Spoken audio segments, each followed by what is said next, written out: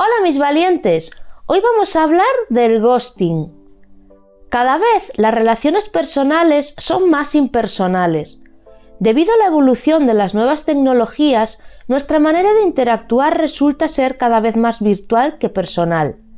Esto tiene su parte positiva, pero también negativa. Sí, es cierto que ahora es posible hablar con muchísimas personas cada día, independientemente del lugar en el que se encuentren, y también es cierto que la existencia de Internet nos ha permitido entablar amistad con personas cuyo país de residencia está a miles de kilómetros de nuestra casa.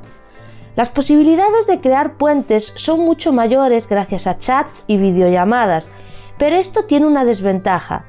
También es mucho más fácil cortar el contacto con alguien de manera inmediata y definitiva, en cuestión de segundos o pocos minutos. Un adiós sin explicaciones, sin respuesta, sin aviso, es lo que se denomina ghosting. El ghosting es un término anglosajón utilizado de forma coloquial para describir lo que ocurre cuando una persona decide dejar de hablar y de relacionarse en general con una pareja, amigo u otro individuo sin dar ninguna explicación, simplemente no contestando al otro o incluso evitando que éste se ponga en contacto con quien lo ignora, bloqueándolo en sus redes sociales, teléfono, etc.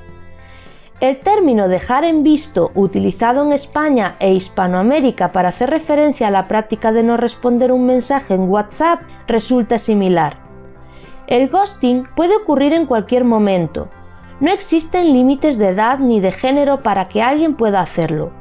Cualquier persona puede hacer este tipo de práctica sin saber el daño que puede causar, ya que quien padece de ghosting puede sufrir efectos psicológicos adversos. El ghosting es una práctica cada vez más común. Se han sugerido varias explicaciones, pero a menudo se culpa a las redes sociales, igual que las aplicaciones de citas y el relativo anonimato y aislamiento en la cultura moderna de citas y encuentros, que facilitan la ruptura del contacto con pocas repercusiones sociales. Además, cuanto más común se vuelve el comportamiento, más personas pueden volverse insensibles a él. Otros han sugerido que se debe al declive de la empatía en la sociedad, junto con la promoción de una cultura más egoísta y narcisista. En las relaciones personales, el ghosting puede ser especialmente dañino para quienes están en el extremo receptor, causando sentimientos de aislamiento y rechazo. Algunos profesionales de la salud mental consideran que esta práctica es un tipo de maltrato silencioso o comportamiento de bloqueo y crueldad, una forma pasivo-agresiva de maltrato emocional. Hoy basta con borrar una cuenta, bloquear un usuario. Con simples clics puedes desaparecer de la vida de alguien.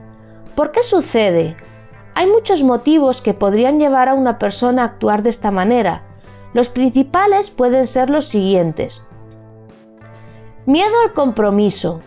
Cada persona enfrenta el compromiso de manera particular. Lo que para algunos puede ser algo feliz y placentero, a otros les aterra. Por eso es por lo que en el ghosting muchos encuentran una salida fácil para decir no a comprometerse en una relación. Evitar presenciar el malestar del otro. Cuando una persona decide romper con un vínculo, probablemente infiere que a la otra parte conformante de la relación su decisión no le caerá en gracia y generará dolor. El ghosting es una salida fácil y segura si lo que se busca es evitar presenciar cómo la ruptura afecta a la otra persona y así poner frente al conflicto. Marcar límites. Puede no ser la manera ideal, pero muchas personas realizan ghosting como una manera de trazar un límite en una relación. Los límites son sanos, es importante dejar en claro en un vínculo hasta dónde llega la integridad de uno y empieza la del otro.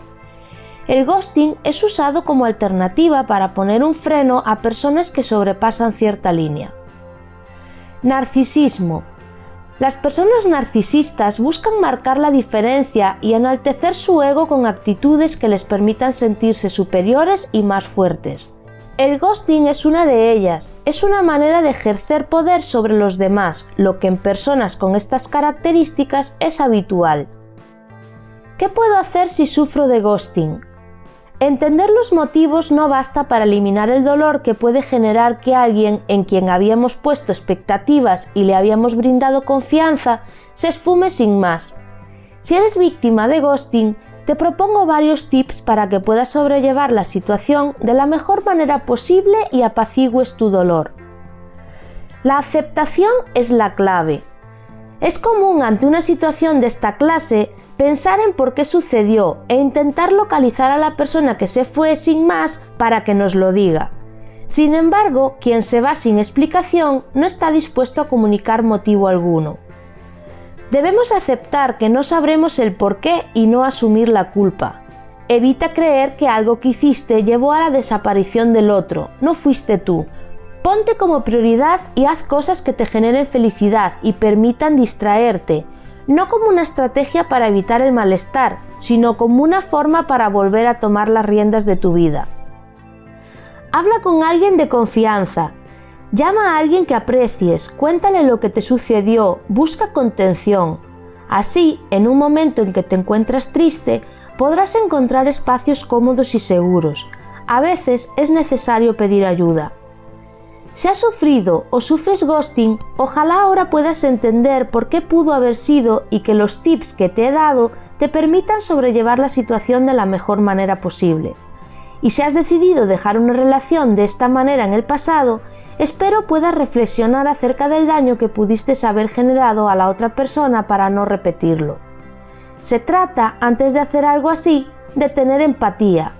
Pensar, ¿cómo me sentiría si esto me lo hicieran a mí? Y esto es todo por hoy. Nos vemos en el próximo vídeo.